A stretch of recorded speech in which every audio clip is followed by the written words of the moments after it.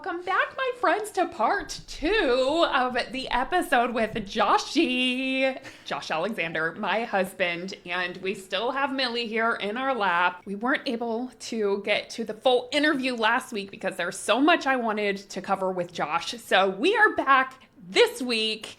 We're going to talk about, it's kind of the part 2 to your career because Josh has made a pivot. I call it a courageous pivot in his career over the past 5 years. And I'm so inspired by it. I know so many of you were following us along our Sweden journey as Josh was recently there writing for his album and recording. And so let's dive in. Let's talk about it. How the heck did you go from being a multi-platinum hit songwriter with many ASCAP awards, songs on the radio, really connections? Like, you finally freaking made it. You were doing that for, I guess it was 15 years at that point. Something like that. Yeah. And I started when I was 10. Yeah, of course. Well, you kind of did, but as a professional, you were doing it for 15 years. And you decided there was something inside of you that said, maybe I want to do something else. Yeah. And I remember that being very scary at the time. I went through this whole transition, this whole journey with you. You did. So let's talk about that. What came up within you that made you maybe start questioning if that's what you wanted to do for the rest of your life, or maybe it was a calling for something else? I don't know. Yeah, absolutely. Well, yeah. So, I think you kind of got to understand it from the context of, like, I grew up from the time I was 5 or 6 studying classical music. So that was really my background.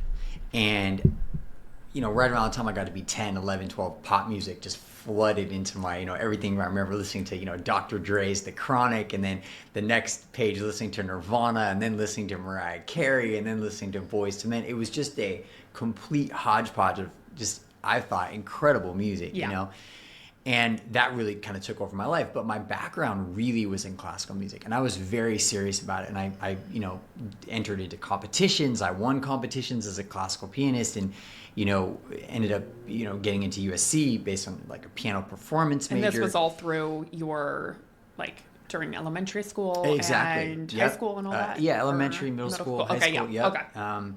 So that was, like, my background, and pop music really took over, and that just took off, and I met Billy. And when you're young, I feel like pop music's just, I don't know. For me, it makes sense, right? Right? Like, that's right. And I always kind of feel as it's interesting, like, I was the age of the artists I was writing with. Yeah. So we were all, like, 20. Yeah.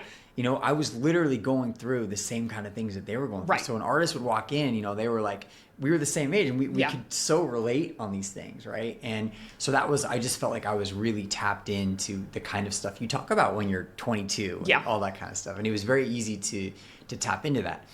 And then, I loved it. And it was my whole world.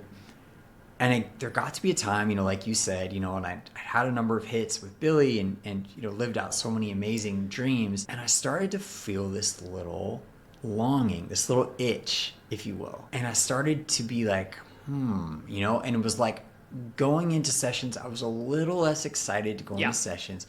I started, like, on the weekend, listening a ton to, like, contemporary classical music, started to listen a ton to film music, started really getting into composing, and I started to, like, take classes. I ended up enrolling at an amazing class at UCLA on composition and theory and harmony, and I started, like, I just felt myself being, like, weirdly drawn, like, back to this stuff that I grew up studying.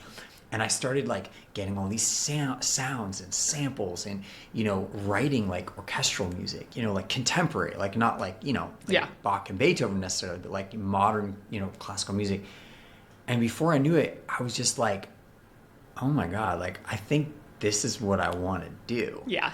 But the big but with that is that from that thought of, I think I'm feeling this, like, this feels like what's next to me, to actually taking action on that, there was a gap there. Totally. And it's for the reason you said. I felt like, my honest thought was, like, I've got to be stupid to walk away from this. Totally. Like, I really, this. Oh, I remember we would be on walks in our neighborhood, and you were like, we would have these conversations. Like, 100%. Yeah, totally. And I remember thinking, like, God, man, like, I'm so fortunate. Like I've worked so hard, but I'm in this place that I feel like my younger self would have just dreamed of. And like, this doesn't make any sense. Like, why would I stop doing this thing that I'm so really, really good at? And that's the other thing is like other Yeah. people were like, no way, you're amazing. I mean, because you are one of a kind whenever it comes to writing melodies listen, and stuff. I think I really, had a level of mastery in it, and we're always getting better, and there's a lot of incredible songwriters, but I really did feel like I had a really high level of skill with it. And it just felt weird. It's like, why am I not going to do this anymore? And I couldn't really explain it, but I just felt this like love. There was this deep desire to do this other thing. Yeah. And so that started percolating. And months went by, even years went by with this. And I was still songwriting, still doing it, but like gradually that sort of excitement about it was just sort of starting to wane. And in any free time I had, I was studying contemporary classical music. I was studying, film music. I was studying all this stuff, going back to my roots, and fast forward, right? Around the time the pandemic hit, all of a sudden you couldn't do any sessions. I mean, you could do remote stuff, but that wasn't really everything shut down. I feel like people were doing remote. I mean, there were people doing like Zoom sessions like that, right. but that really wasn't for me. And everything got still, as we all know, and I had nothing but time. And I was for the first time in your life too. For the first time in my life. Because you have been doing music, acting, work. I mean, you've been doing this since you were a kid. Yeah, it's true. So for the first time, like everything got still and quiet, and I actually could kind of more hear my own like inner desire and voice. And it became like so loud that it was like, oh shit, like I can't ignore this anymore. Like this is really like if you want to call it like a deep soul calling, and if I ignore this, it's going to be at my own peril. Like this is not good. And I feel like it's so funny, like earlier, I think in our last episode, I mentioned like I always, like people would ask me like I don't know, like what's your, like, do you have any advice for someone, people starting out and whatever, and I'd always be like, just go where the love is. Like if you go where the love is, good things will happen. And I kind of felt like a little bit of a hypocrite. I'm like, here I am, and I'm feeling such love for this contemporary classical music, and I'm not going for it. Out of fear. I just felt like, God, like this is such a crazy thing to sort of pivot from this thing that's working so well. And I thought, like, I gotta walk the walk. I gotta actually do what I'm telling people. And ironically, that was also around the time where, like, we talked about this off mic, but, I'd always had a little bit of like perfectionist syndrome, and that's also related to like OCD, right? Like obsessive compulsive. On some level, it made me a great producer. It made me a great musician because I was able to like super zone in, like edit vocals for 10 hours a day. Hyper focus. I've never had an issue doing that. And being detail oriented. Incredibly detail oriented. Practicing a riff for 2 hours straight, whatever I needed to do. But the shadow side of that is way over obsessing over things, and not just music, but other things in life that cause a lot of suffering. And so I think, ironically, right around that time when I was like, oh damn, I gotta go where the love is, I gotta do this. The OCD, which always was very manageable, it was just like very like in the background, kind of like, it was annoying, but it was like not a big deal, got really bad. And I think it was a function of the world basically stopped for everyone. And, we had all this time in our hands, and all those little like sort of obsessive kind of things got really, really out of control. And I never had any support around it. I was always just, kind of on my own, and it was fine. But it got really, really intense to the point where it became not really sustainable to keep going the way I was going. There was a lot of suffering. And both of those things were so weird because on one level there was this huge amount of love and creative energy for contemporary classical music that I was like, I'm gonna do this. And on the other hand, there was this like really intense like suffering and pain that I was going through because OCD was getting so bad.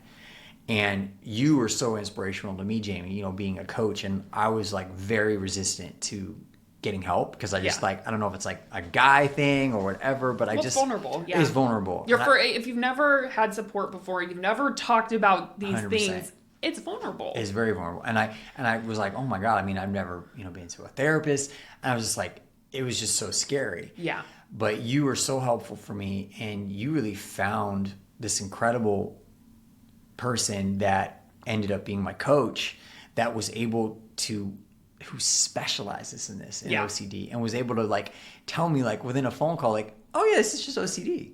And it was like, she was so normal about it. And she was so great, Allie Grayman, who's just... We'll put a plug in. We'll put her info in the show notes, just because if this is something you struggle with, she basically, along with the work Josh did, has been such a gift. Allie's a gem of a human being, and so I think kind of genius at what she teaches. Well, and because, I mean, the other thing is, like, I, even as a coach, and I have an extensive background in coaching, and I studied spiritual psychology, and we studied a lot of different psychological approaches and ways of working with people and holding space. And with Josh, he was stumping me. Like, I didn't know. Normally, I can help anyone work through things, and I would normally totally like be able to hold space for you, help you, but what he was going through, I was just like, the way that I normally coach is not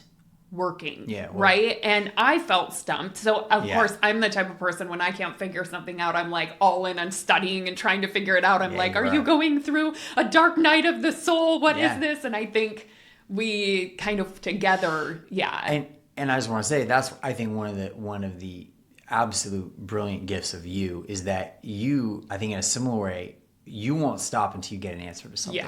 And really Jamie was the person that found Allie and was able to be like, I think you might have, I didn't even know I had OCD. Yeah, I know. And you were like, I think you might have OCD. I was like, what? I'm like, what? And then I started reading about it. I'm like, oh my God, that's what it is. And it was like the biggest relief in the world. And you finally understand. It's like anything. You go, oh my God, that's what this is. And very quickly, after working with Allie, it started to get better. Yeah. And ironically, also around this time, I think, the pandemic, everything stopped. I got super into back, a decade later, or whatever it was from like the first episode, into meditation again. Yeah. And this was around the time I got super deep. I was doing meditation retreats all over the country, going for 7 days at a time, meditating for, silent meditation. Well, actually, this was right before you're right. You had the of OCD attack, because I think that probably, how they say whenever you start meditating, be careful, because the gunk rises. And I am positive that had to do with, 100%. It's like sometimes it has to get much worse before it gets better. And I see this happening a lot, is that stuff that's been inside, that's just been annoying, but like we've been able to manage it or push it down. When we start going deep or set intentions for big, powerful things in our lives, it's like this stuff that's in the way of that has to be cleared. Pema has a great metaphor where she says, most of us, it's like our lives or our inner consciousness is like a swirling kind of whirlpool. Yeah. We don't know what's in there. It's just especially when we're busy, right? It's just like, okay, we're just swirling along with the junk, and we're used to it. Yeah. So it's all swirling around. And all of a sudden with meditation, everything stops. Yeah. And that was also the pandemic. Everything stops. So all of a sudden, all that swirling stops, and you're able to look into clear water. Yeah. And you go, oh shit. Yeah. This is not what I want. This is actually not my highest self. And so all that to say, I was having kind of big openings, I think, through meditation and my spirituality. You had turned me on to manifestation very soon after that. The pandemic happened, OCD got really bad, and at the same time, I had discovered I'm going to follow this love that I feel now for contemporary classical music. Yeah. And all this was happening simultaneously, and it was the most challenging part of my life. Bar none, like not even close. And also, I can look back now, and it sounds like such a cliche, it was one of the best times of my life. And I know, hands down, I wish what I went through, I wouldn't wish that, as they say, on my worst enemy. And at the same time, I can't not see it ultimately as a blessing, because from that, now I feel more aligned, more at home in my being, more authentically myself than I think I ever could have imagined. And through all that work I did, I was able to really go all in on myself as an artist. And once I started doing it, it was like I made that first record while I was healing OCD, and it was tough. I mean, every day I'd get in there, and it was like the music was one of the things that kind of saved me. It was like, at least I had this album to make. Yeah. You know, and I didn't have any label. I didn't know what. I'm making a record. Yeah. I had my upright, put some mics on it, and I'm making a freaking record. And, you know, ended up signing to a great label, and, you know, we got that record out, and, you know, it got heard by, you know, a good amount of people. You want to say the name of the record? Well, my first record was called Hymns for Troubled Times. Yeah. Which was ironic because it was a troubled time for me. It was a troubled time for the world. And I kind of made it for myself, but I also started to see like, God, during the pandemic. Yeah. This is probably going to have a beneficial impact on maybe a couple people. And it was great. I mean, it ended up really kind of connecting to a lot of people. Yeah. But once I went all in on it, it was like that surge of electricity that I felt when I was 19 writing pop songs was back. And again, it's like I just knew it. Yeah. I was like, this is what I meant to be doing. Yeah. And I started following that, and I couldn't write fast enough. Like ideas just started pouring out. Yeah. And you know, if for the pop stuff, you know, I still loved it, but it was waning a little bit. And this, it felt like I literally felt like I was a kid again. Yeah. And I just knew, I'm like, this is what's next. Yeah. And I think that the healing of the OCD allowed me the brain space, because what I didn't realize like my whole life was that those sort of obsessive things, and it's basically, you know, it's sort of like anxiety, where it's like worry, but it's just about everything, and it's like taken to a really high level. Yeah. So it's like anything that could go wrong, like OCD, like you can sort of spiral out about it. Yeah.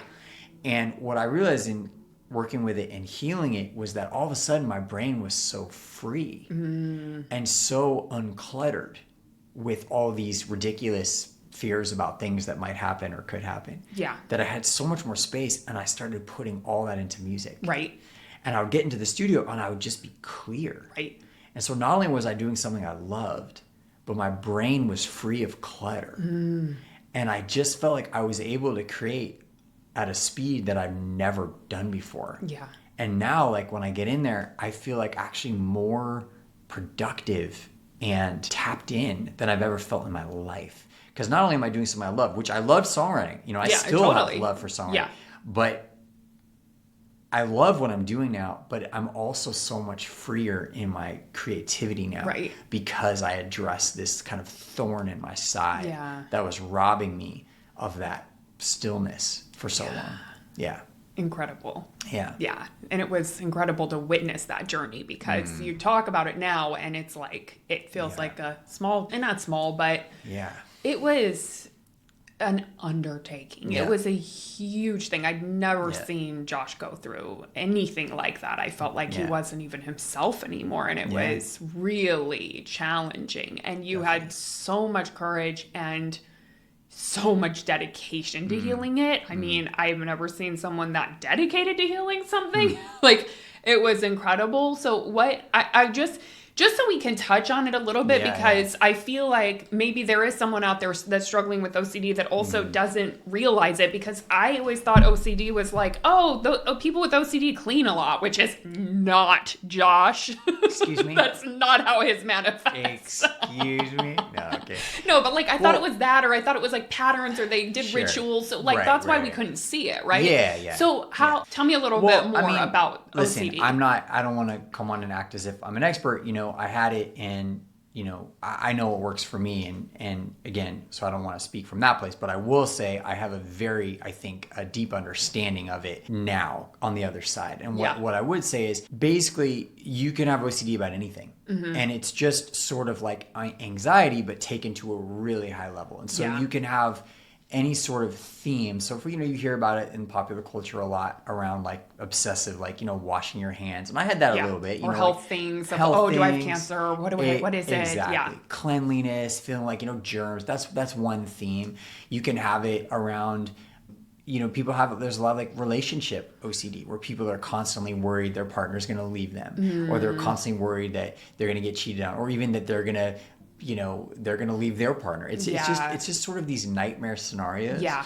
Or, you know, what if I get in my car and I drive off the road? You know, it's like it's just anything that's sort of like that. But as opposed to, you know, most of us, where we have these any thoughts, we have 60,000 thoughts Yeah. a day or something like that. And most of us, we have these thoughts, they come in and we just go, oh, whatever, we kind of like that. So people with OCD, they sort of spin out about it. And then they start to go, oh my God, and they start to go down that road, and they tend to have very vivid imaginations, and they start and all these things are honestly amazing things for creativity. And so you actually do find it's interesting that people in the creative arts, I don't want to throw out any numbers, I don't know if it's more than other things, but I know a lot of people in the creativity that have that sort of obsessive, slightly OCD thing. Yeah. And I think there's an imaginative nature to people that have it that actually really suits arts. Right. But the shadow side is that it can drive you nuts. So yes. And it can be about things that really, your conscious mind knows that you don't need to worry about, but it can't stop, right? Of course. And even, for some people it manifests as you've seen this sometimes in movies where, these ridiculous things where, and not ridiculous when you're going through it, obviously, but, illogical sort of magical thinking, the idea, the classic thing, you shouldn't step on a line on a street corner, you're going to get bad luck. Right. People with OCD tend to take that and then they take it really far. So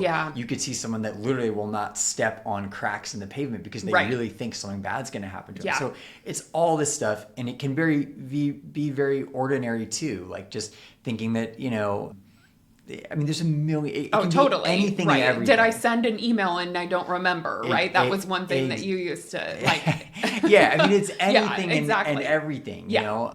And I think it manifests. There you go. Yeah. I think it manifests differently for everyone. But the point is, it's not real. Yeah. And I think one of the biggest thing, and it's interesting because it goes back kind of to our first conversation from the other day, where it's what you focus on grows. Yeah. So if you're focused on how is this for me, if you're focused on trying to think of the best case scenario, that tends to be what you see. And I think in some really interesting level, I don't know if we've even talked about this like that, having OCD is the ultimate test case in what you focus on grows. Totally. Because when you're thinking all those scary, anxiety-prone thoughts, even if you don't literally bring them into your life, you're living a reality in which they are a part of your life. Because you're experiencing them in your subconscious, internally. Right. Even if nothing ever happens. Right. You don't get sick. It's just that's what I talk about. Worry is the opposite of conscious manifestation, because you're literally focusing on what you don't want. 100%. And it's the same thing, because OCD is worry on steroids or something, right? Exactly. So it was I had this master class in that you get more of what you focus on. Yeah. And so here I was, I was no fault of my own. I didn't understand it, but I was focusing on all these scary things. And that's what I was experiencing in my reality. Yeah. Not literally, but in my life, in my consciousness. Yes. And the moment I understood it, through working with an incredible coach, through doing my own work, through meditation, through spirituality, through all that, the moment I started realizing that I could flip that. Yeah. And just like I could think of all these worst case scenarios, I could think of all these best case scenarios. So I remember going on walks where I literally felt every thought that was coming in was some ridiculous kind of nightmare, and I just flipped it.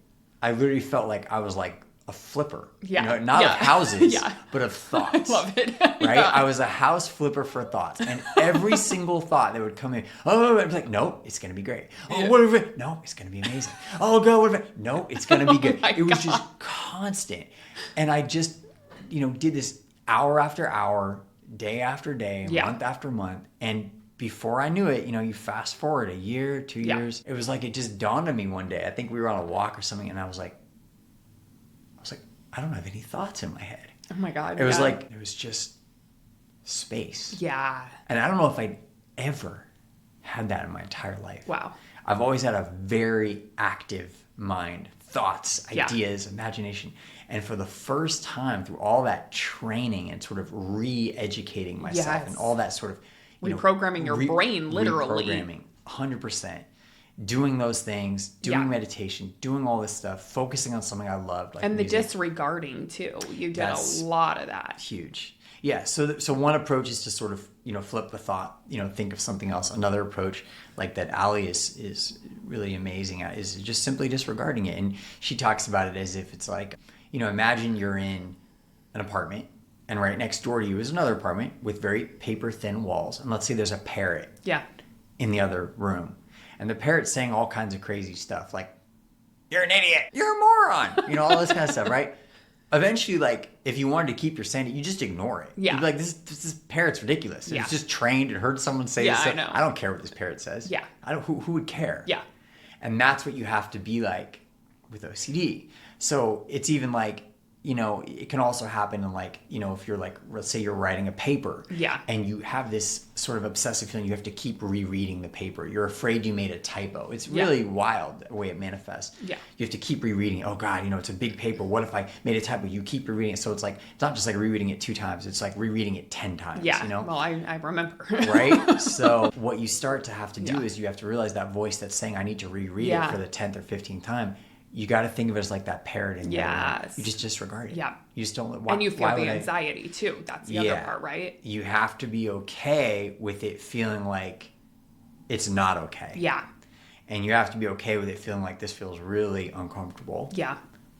And I think also to tie into, I think, a little bit like manifestation, I see so many parallels the way you heal that with like consciously creating the life that you dream of. Yeah. Because so often, as you know better than anybody, teaching this, which you're so brilliant at, like you are not seeing in reality what you're wanting to create. And so on some level, just like with OCD, you disregard the thoughts you don't want. Yeah. Or you don't care to think. I think with manifestation on some level, you have to disregard the present reality you're seeing in favor of the vision you're holding. Yes. So here you are. You know where you want to go. You know what you want to create. You're so inspired to do that. And what you see is not that. So on some level, just like a thought that comes in that you don't care to think about, you have to literally disregard what is visually in front of you and hold the vision in your mind. Yeah. Until you see that outpictured in 3D reality. Yeah. And so for me, it was like, and I talk about this with my coach all the time, I was like, it's such an amazing training for, I feel like, consciously creating and manifesting and creating the life you want, because you literally become kind of like a Jedi master in like, you know, disregarding the things you don't want and focusing on the things you do want. Yeah. And I feel like, correct me if I'm wrong, like that's kind of what you do when you manifest, is it not? 100%. Totally. 100%. And I think through you healing OCD and me witnessing that and learning how that OCD brain works, it's like there's so many parallels. I mean, it's OCD is just a little bit, it's like it's on overdrive, but I think we all have that to some extent where we worry about things that it's repetitive, it's habitual. Totally. You know, I know a lot of my clients, when they initially come in, tend to worry about money, have that of visualizing what the worst case scenario, what if I run out of money, what if it doesn't work, all of that kind of stuff.